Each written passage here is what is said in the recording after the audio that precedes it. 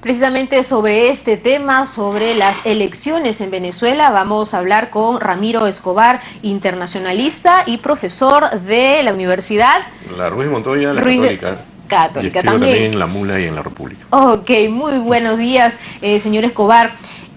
Comenzamos con este panorama, ¿no? Que ya hemos conversado más temprano con una representante, una venezolana, ¿no? La voz de miles de venezolanos que se muestran en contra del régimen chavista, llamar o calificar estas elecciones como simulacro de elecciones. ¿Cuál es su punto de vista? Bueno, efectivamente son unas elecciones que no tienen garantías, fueron convocadas fuera de fecha, no se sabía cuándo iban a ser, la campaña ha sido corta, detrás de eso también está la Asamblea Constituyente que trató y prácticamente en los hechos le quitó poder a la Asamblea Legislativa elegida en el 2015 y donde el chavismo no tenía mayoría. Entonces son unas elecciones que no tienen las garantías normales pues que tiene una elección en cualquier parte del mundo, ¿no? Unas elecciones hechas desde un gobierno autoritario que al parecer lo que quiere es quedarse 6 años más. Sin embargo, hay que ver algunos matices, ¿no? Y es que hay 3 candidatos que no son oficialistas. Los 3 han tenido algún vínculo con el chavismo. El más importante de ellos es Henry Falcón, que fue chavista, luego fue parte de la oposición oficial, digamos, la Mesa de la Unidad Democrática, y también fue gobernador del estado de Lara. Falcón está apostando a que la gente vaya masivamente a votar, para, digamos, provocar una votación inapelable, abrumadora contra el chavismo y que le reconozcan la victoria. Parece, por lo que se ve hasta el momento, que eso no está ocurriendo, ¿no? Que los centros de votación están, por lo menos, semivacíos. Sin embargo, ¿no? La irrupción de Falcón, ¿no? Como un candidato posible, ¿no? Hace que se reconfigure un poco el escenario político, porque aún si gana Maduro, como es casi seguro que va a pasar, ¿no? Falcón se puede perfilar como alguien que facilite una especie de transición. El gobierno chavista, si vuelve a ser reelegido Maduro, va a seguir deslegitimado, porque la Unión Europea no acepta estas elecciones, buena parte de la comunidad interamericana tampoco, no toda, ojo, como yo comentaba hace unos momentos en otro medio, el chavismo tiene el marcador en contra políticamente, pero no numéricamente. Por ejemplo, la mayoría de países de la comunidad interamericana no está en el Grupo Lima, que tiene 14 miembros, y los países son 35. Todavía tiene oxígeno, digamos, pero está en una situación complicada, sobre todo por la crisis económica, el desastre humanitario. O sea, tienen que hacer algo. Y entonces, estas elecciones van a marcar un antes y un después frente a la posibilidad de hacer algo. O sea, no puede seguir la misma situación a partir de mañana, aun cuando, como es al parecer inminente, gane el chavismo. Y eso hay que verlo con cierta calma, a ver qué ocurre, qué gesto va a lanzar Maduro si es que se confirma su victoria, y qué pasaría en el muy improbable caso, pero no totalmente descartable, de que ganara Falcón, ¿no? ¿Y se puede confiar en unos resultados donde la mayoría de instituciones están bajo el régimen chavista? Bueno, el primer dato que hay que tener en cuenta ahí es que el Consejo Nacional Electoral no es confiable. Tibisay Lucena y Carlos Quinteros, que son funcionarios del Consejo Nacional Electoral, la primera es electora, la otra es un funcionario, tienen vínculos con el chavismo. Durante los años en los que estuvo Chávez de candidato y ganó varias elecciones, nunca se probó un fraude electrónico stricto sensu, pero el tablero político siempre estaba a favor de él. En la época maurista, lo que hay es no solo desconfianza en el sistema político en su conjunto, muchas más ventajas para el oficialismo, sino un consejo electoral mucho más, digamos, proclive a mantener en el poder al esquema maurista, a Maduro, ¿no? Y ya desconfianza concreta en el sistema electrónico. Tan es así que cuando se produce la votación para la Asamblea Constituyente, la empresa que había estado monitoreando todas las elecciones que hubo en la época del chavismo ya salió a decir algo y insinuar por lo menos que hubo resultados alterados. No hay garantías de confianza. Esto me hace recordar las elecciones que hubo acá en el año 2000, cuando inusitadamente Fujimori rebasó la votación de Toledo y Toledo llamó a boicotear la segunda vuelta, ¿no? Entonces estamos en una situación parecida, pero de pronto lo que podemos comentar también es qué es exactamente el madurismo, que probablemente no es lo mismo que el chavismo, ¿no?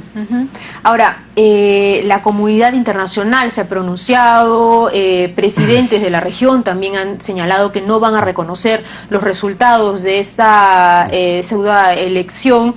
Entonces, ¿puede ayudar esto en algo para solucionar esta crisis político-humanitaria que vive Venezuela en estos momentos? Yo lo que creo es que mañana tiene que pasar algo, ¿no? Sea cual sea el resultado. O sea, aún si se consuma la elección y vuelve a ganar Maduro, o sea, tiene que lanzar algún gesto porque la situación es insostenible. Políticamente y desde el punto de vista humanitario y económico, ¿no? La inflación se ha disparado. Un último dato que leí era de más o menos 14.000%, ¿no? Niveles Alan García, digamos, ¿no? Es la inflación más alta del mundo. Es claro, la inflación de esta más época. alta En tiempos anteriores ha habido inflación así en Argentina, acá mismo en Perú, en la época de Alan García.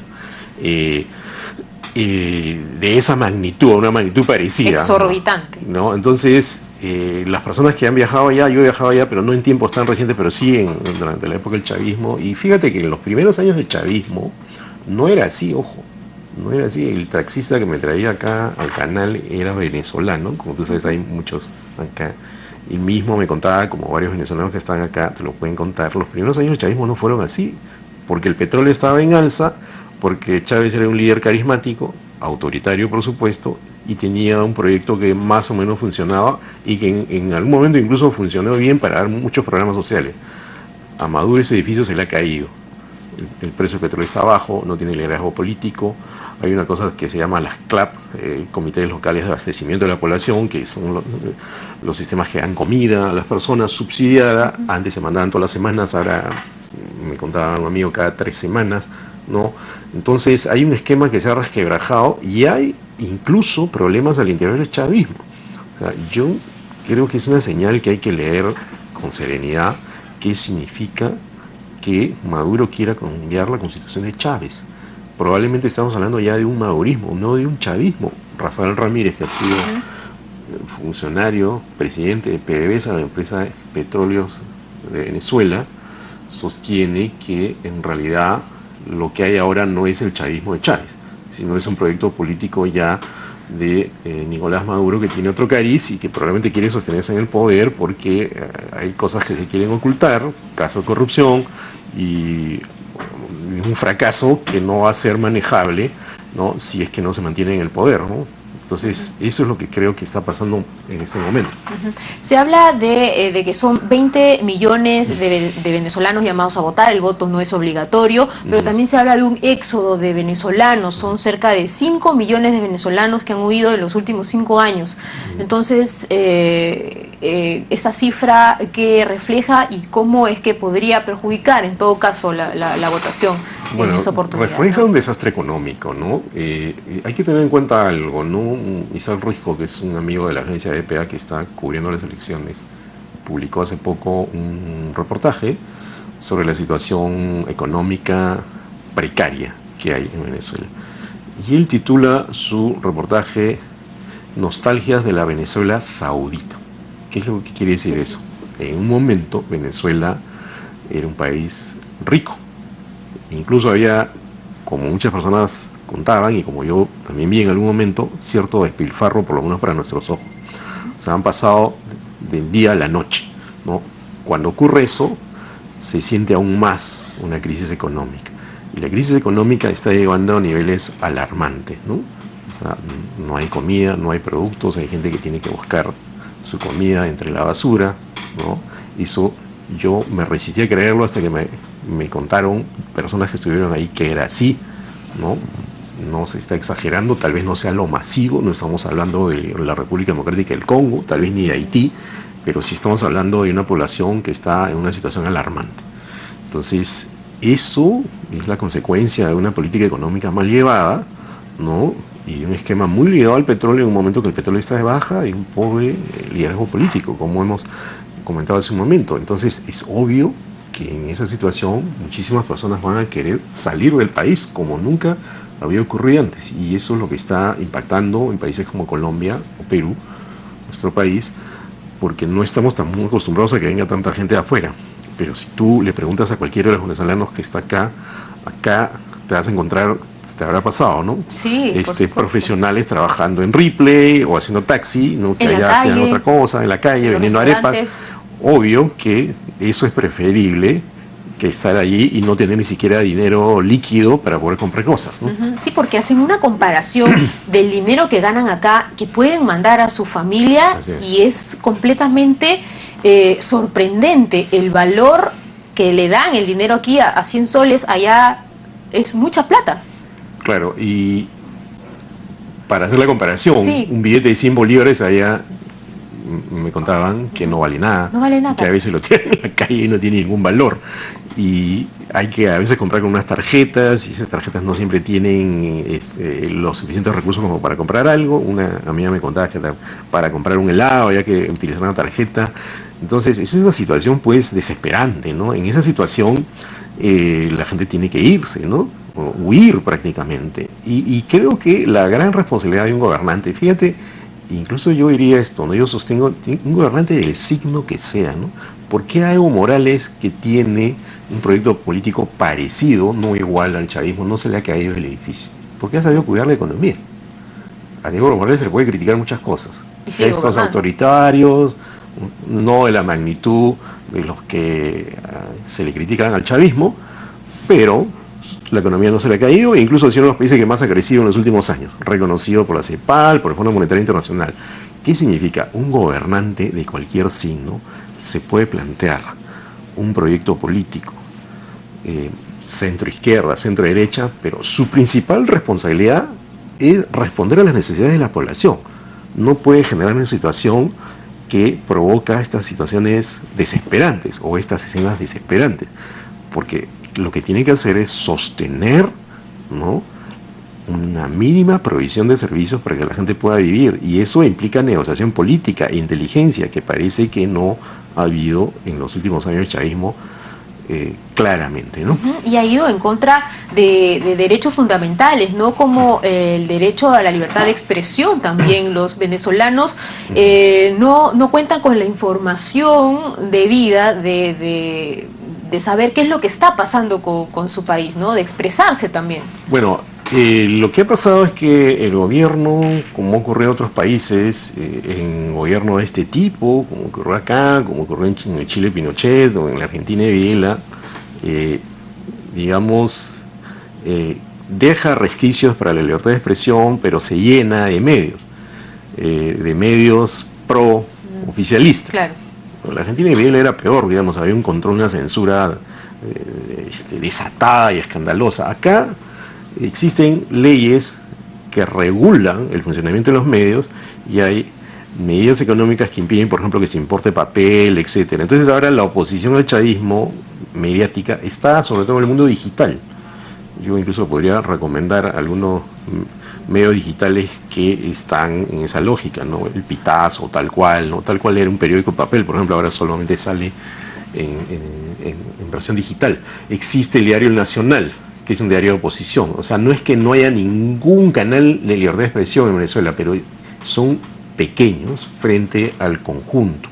Y justamente el esquema en un gobierno de este tipo es que existen estos resquicios para que no se diga que es total, ¿no? O sea, siempre va a decirse, bueno, está el Diario Nacional, está tal cual, está el Pitazo, está Efecto Cocuyo, que es otro medio digital, que son de oposición, están cubriendo, es interesante ver cómo están cubriendo las elecciones ahora.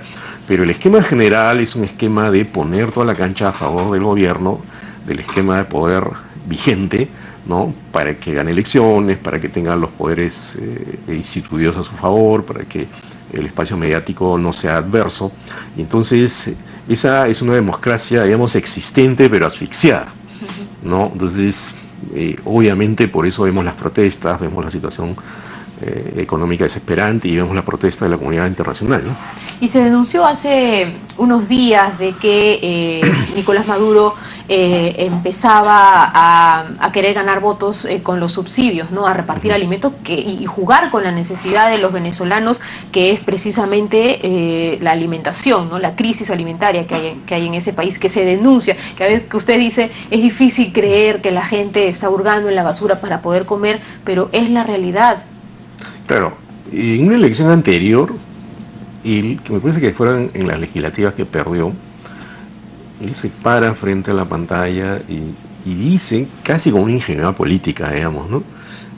Dirigiéndose a los ciudadanos, si tú no me apoyaste, no va a haber, me parece que era un proyecto de vivienda. Es decir, una suerte de prebenda para que votes por mí, ¿no? Y si no votas por mí, no hay. Chávez también hacía eso, pero lo hacía, digamos, con una sagacidad política. Es un chantaje. Claro, es un chantaje político. Pero en la época de Chávez esto funcionaba porque había un liderazgo carismático y, digamos, probablemente Chávez ni siquiera necesitaba decirlo, ¿no? Es decir, la gente le creía. Chávez, como me decía una amiga venezolana que estuvo allá no hace mucho, estableció algo que no había ocurrido en los últimos años en Venezuela, es una suerte de identificación con las personas que se sentían ninguneadas, y su proyecto político y su discurso estaba muy basado en eso, ¿no?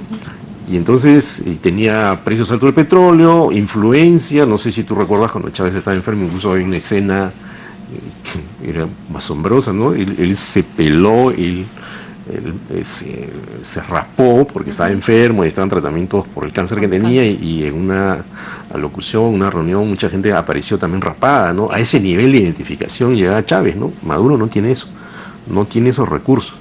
Y eso es la consecuencia también del liderazgo propio de Chávez. Los grandes líderes autoritarios nunca tienen un segundo que es un notable. El segundo siempre es pálido, porque ellos concentran todo el poder. Ellos son agricultores, son médicos. El propio Chávez decía de que estaba enfermo, ¿no? Copan el espacio. Entonces él delega en Maduro, porque lo ve una persona más fiel, digamos, el proyecto político, pero Maduro está tratando de sostenerlo como pueda. Hay que reconocer que a pesar de todo ha sobrevivido estos años, tampoco parece tan tonto, digamos, como alguna gente piensa, pero acentuando los modos autoritarios de Chávez y sin tener un liderazgo carismático, que era lo que hacía que Chávez pudiera mantenerse en el poder de manera menos problemática que él, y con una situación económica desesperante. Crisis como la que hay ahora. Claro, con el precio del petróleo alto y no con el precio del petróleo bajo como es ahora. Yo me acuerdo haber conversado en Buenos Aires con un economista argentino que me contaba que Chávez en algún momento había pensado diversificar la economía venezolana para que no dependa tanto del petróleo. Parece que no le alcanzó el tiempo, no lo entendieron, no sé exactamente qué pasó, pero mientras esté muy ligado a un proyecto político, a un recurso, o sea, ese recurso cae, ¿no? O digamos, no abunda como antes y pasa lo que está pasando. Y si encima hay modos autoritarios, captura de poderes, entonces vemos lo que está ocurriendo en este momento, pero yo creo que esto algo tiene que cambiar, o sea, así no puede seguir. Claro que sí, usted señalaba que mañana tiene que haber un antes y un después, pero ese después, ¿qué significa, no? Porque estamos hablando de Nicolás Maduro, que se hace notar como que todos están en contra de él, pero es la gran mayoría que sabe la realidad de Venezuela. ¿Cómo luchar contra eso? Bueno, creo que ese es el discurso que él ha estado sosteniendo, ¿no? Pero si mañana, visto ya los resultados, él sigue con lo mismo, me parece que va a estar cometiendo un grave error político, ¿no? Tiene que leer la situación. Se ha formado en Venezuela lo que se llama un frente social, que ya no es solo un partido político, no es la oposición política, es un frente social donde está la iglesia incluso. Es algo así como lo que está pasando en Nicaragua, ¿no? Un frente no solo de partidos, sino de ciudadanos que se opone a Ortega. Algo así se está formando en Venezuela. ¿Es suficiente? No es suficiente probablemente, pero por lo menos creo que un gobernante, cuando se enfrenta, digamos, a partidos políticos, puede resistir, pero cuando se enfrenta a la sociedad organizada es más difícil. ¿Cómo le fue o cómo terminó el régimen de Fujimori acá? Con la marcha de los Cuatro Suyos. Exacto. Que no era solamente Toledo, era un gran movimiento social. Claro. ¿no? Entonces, algo así se está formando en Venezuela, en parte porque la oposición también ha tenido serios problemas y se ha deslegitimado para una parte de la población. Eso también hay que decirlo. La oposición se ha partido, una va a las elecciones, otra no va. Capriles, por ejemplo, ¿qué ha dicho frente a estas elecciones? Capriles es uno de los líderes de la oposición, que él se debe respetar a quienes quieren ir. Henry Falcón, el candidato opositor, que va con algunas posibilidades de pelear, tiene a Claudio Fermín, un ex miembro o miembro todavía de Acción Democrática, en la plancha. Entonces, la oposición, como ocurre en el Perú y en varios países, también es una oposición dispersa, fragmentada, ha tenido problemas al interior y no representa una alternativa sólida frente al chavismo. El propio chavismo también está así, ojo, también tiene rajamientos internos que empezaron cuando muere la figura principal, Chávez. Eso históricamente pasa en todos los países. Pasó acá con el APRA, pasó en Yugoslavia cuando existía y estaba el mariscal Tito, e incluso los partidos, los países, perdón, se parten. Entonces desaparecido Chávez, también el chavismo tiene dificultades para solidificarse, ¿no? Entonces también Maduro está cargando con eso y por lo tanto, a pesar de que ha logrado sobrevivir con astucia estos años, ¿no? Mañana, o cuando se sepan los resultados, va a tener que lanzar algún gesto, porque está con buena parte del marcador en contra. No es que todo el mundo lo desconozca, pero una buena parte de la comunidad internacional sí. Y bueno, y veremos cuánto esta crisis más puede durar, ¿no? Porque ya, según la propia versión de los venezolanos, pues es insostenible. Estaremos atentos de lo que sucede con estos resultados, con el pronunciamiento de la comunidad internacional, con los líderes de los países de la región. Entonces, eso es lo que queremos ver, ¿no? Que los venezolanos, Venezuela, pues mejore y salga de esta crisis. Yo lo que deseo sinceramente, más allá de mi trabajo de analista político, es que se mire la situación real de las personas, ¿no? Uno puede entender las variables políticas internacionales, pero hay una situación concreta de mucha gente sufriendo, ¿no? Exactamente. Y hay serios problemas en los hospitales, por ejemplo, faltan medicinas para los enfermos con cáncer. Me contaron un caso de unos niños que se contaminaron en un hospital. No tienen tratamientos. Entonces es un gobierno que digamos, quiere dignificar mínimamente su legado a la historia, más allá de que se vaya o se quede, tienen que encarar eso. Y el único argumento no puede ser de que hay una guerra económica contra ellos. Eso no lo explica todo. O sea, hay siempre presiones políticas para todos los regímenes políticos, siempre. Pero la habilidad del político justamente consiste en saber negociar, saber salir de una situación y en algún momento incluso saber que hay que dejar el poder. Entonces, eso es algo que creo que le está costando mucho a Nicolás Maduro. Creo que a cualquier proyecto de ese tipo en algún momento termina, y entonces creo que lo serio sería propiciar un régimen de transición de algún modo, ¿no?, para que termine esta tragedia que está afectando a niños, está afectando a grandes familias, está afectando a personas enfermas con cáncer. O sea, la política tiene que mirar a la gente, la política no puede quedar en las ideas. Entonces, eso es algo que hay que poner de relieve, ¿no? No estamos haciendo un llamado a un derrocamiento, no, estamos haciendo un llamado que se atienda a las personas que están sufriendo y eventualmente muriendo por una situación desesperante. Así es, son millones de venezolanos que están sufriendo esta crisis política, humanitaria, alimentaria, que está pasando actualmente en Venezuela. Muchísimas gracias señor Ramiro Escobar, por conversar a esta hora con N Noticias. Conversábamos con Ramiro Escobar, internacionalista, sobre la situación de Venezuela y estas elecciones que se están desarrollando el día de hoy. Vamos a hacer una pausa y regresamos con más.